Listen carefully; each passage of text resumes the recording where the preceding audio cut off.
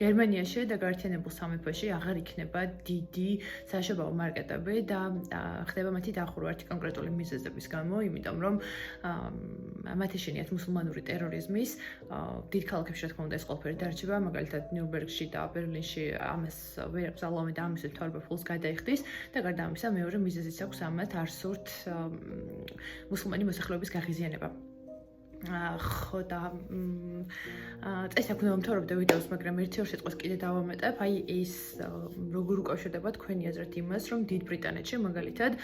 ზოგადად ნაციონალური თვალსაზრისით ჩავხედოთ, როდესაც ხალხი ფენს საკუთარ ნაციონალურ ინგლისურ დროშას, კონკრეტულად ინგლისზე მოხსნას შემთხვევაში საუბარი, წმინდა გიორგის, გამოდიან და უკვე ლეგალურად ქცეული არალეგალური ემიგრანტები ამბობენ, რომ ისინი თავს არაკომფორტულად გრძნობენ და გონიათ, რომ რაღაც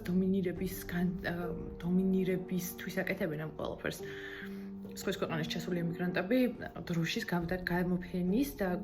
დროშის გამოჩენის წინააღმდეგ გამოდიან და რა ვიცი, ხომ არ ღირს შემთხვევით, რომ დიდ გაერთიანებულმა სამეფომ გადახედოს საკუთარ პოლიტიკას, როცა განსაკუთრებით ინგლისში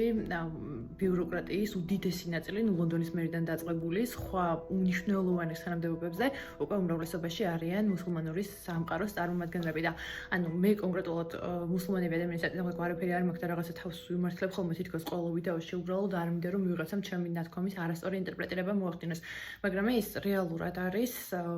ჩვენი ბრალიც, იმიტომ რომ რაღაცნაირად აი ეს მოკლედ დეტალებში ახლა აღარ მინდა, მაგრამ ხო, მოკლედ ასეთი ამბებია და ავიცი ჩვენ მთელი ძალით რატო ვცდილობთ რაღაც 6 მილიარდ ნახევრისთვის ვიღაცების ჩამოყვანას, როცა რეალურად რთულია კი საქართველოს მოქალაქეობის მიღება, მაგრამ არც ისე რთული და არალეგალ ემიგრანტებსაც ალბათ გვსმენია ბევრი რაღაც და გარდა ამისა, რომ არალეგალ ემიგრანტებზე გვსმენია ბევრი ლეგალურად დასახლებული ადამიანები უბრალოდ მარტივად ექცევიან უმრავლესობაში. როგორც ეს მოხდა ევროპის მრავალ ქვეყანაში და რატომ ვიქმნით ამ პრობლემას ხელოვნურად, სიმართლე რომ გითხრათ, არ მესმის.